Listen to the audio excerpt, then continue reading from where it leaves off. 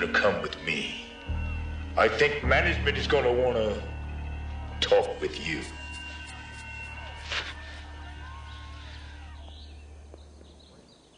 First, let me congratulate you on your bravery, Mr. Davis. Word is you tried to help an employee when everybody else ran. We appreciate that. We've had some reports from the field, and we're hearing nothing but good things about you. Look, let's level with each other, okay? I've been on the job 1 day. And the only reason I'm here is because this Gary talked to me. Who is he anyway? Gary was in our organization until last year. Died in a car accident. I'm shocked to hear that he got the low road. Well, maybe I'm shocked, but I'm not surprised. He was a bit of a troublemaker. Seems he's continuing to make trouble, fomenting unrest along the outer circles. He said he didn't belong there. Oh. Did you ever meet a convicted man, John, who didn't claim he was innocent? I'd have a lot easier time believing that if it wasn't for all the others in there.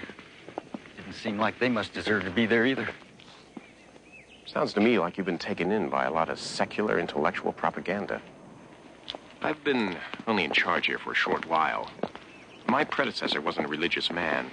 He thought this was a job just like any other where you could compromise now and then. But you can't. Not when you're keeping the land clean. As it says in Psalms, the ungodly are like the chaff which the wind driveth away. Therefore the ungodly shall not stand in the judgment, nor sinners in the congregation of the righteous. Sinners, John. The murderers, the muggers, the hustlers, the pornographers, atheists, heathens, and so-called humanists. You mean anyone who doesn't measure up to your standards? Not my standards, John. The only standards that matter. Age-old, inviolate standards that God-fearing people have observed for centuries. Now, naturally, when there's a moral realignment like this, you're going to have some whiners and complainers, but all that'll pass in time. Gary told me that the boss doesn't do all the choosing anymore. Well, the boss doesn't want to be bothered with all the pluses and minuses, all the bookkeeping. You're in charge of hell. Well, I make the final decisions, yes. But in a larger sense, we, mankind, are in charge. Have been for centuries. Now, that's not the sort of thing we'd like to get around. It's important, John, that good men like you stay on the job, driving the chaff, the ungodly, away from the righteous. If you leave the job, you can't know what kind of security you'll be leaving behind. Look at Gary Frick. He never thought he'd wind up on the low road. But you just never know, do you? Now, about Gary. Was there anything else he said to you? Anything that you'd like to talk to us about? No, sir. Not that I can recall. And since you've explained the situation to me, I guess I do have a responsibility to stay on the job. Yeah. Guess I do with that.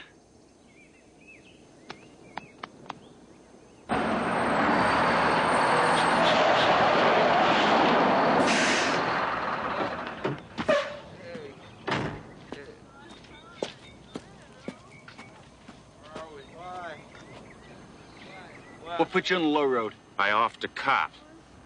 What do you care? What put you on the low road? Rape, arson, lots of stuff.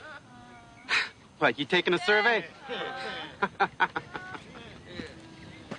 What about you, ma'am? I don't know. I never harmed anyone. Not intentionally. Not in my whole life. I have no idea why I'm here. What'd you do for a living? Oh, I was a librarian, that's all. A school librarian. I always tried to do the things that I thought were right. When they tried to take Vonnegut and Salinger and Huxley off the shelves, I fought for them. I did. That should count for something, shouldn't it? What about you, miss? Me? I was a junkie. I poisoned myself with all kind of drugs. I was stupid, I admit it. But can they send you to hell for being stupid?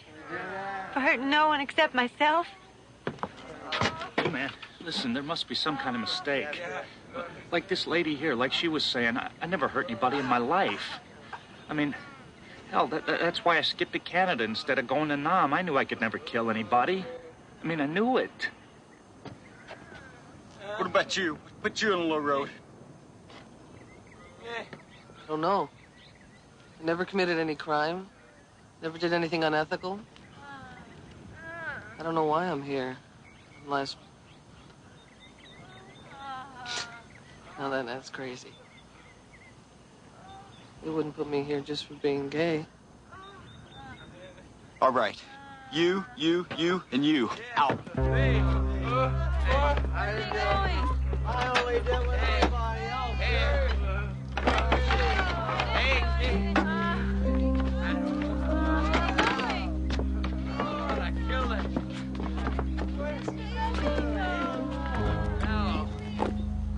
Head due east for about 5 miles.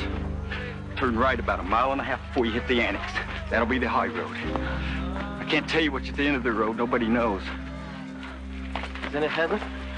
Maybe, but it may not be your particular idea of heaven. Was hell what you expected it to be? It's a risk. The high road's always a risk. At least it's a chance. Good luck. It's a risk for you, too. Why are you doing this? I'm just doing my bit, lady. I remember this story back in Sunday school about how between the crucifixion and the resurrection, Christ spent some time in hell, rescuing the righteous, the ones that didn't belong. Harrowing hell, they called it. I guess you could say I'm just following an old tradition. Harrowing hell. Maybe call it. Thank you. Yes. Thank you. Go. Go.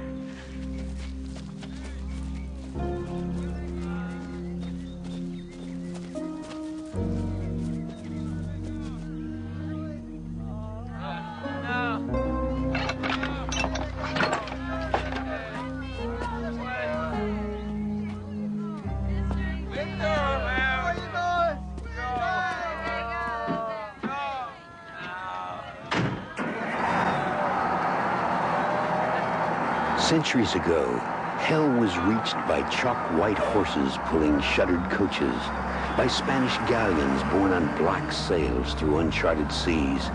Legend has it, Leonardo da Vinci was once commissioned to build a flying machine to carry souls to hell, but it never returned from its maiden flight.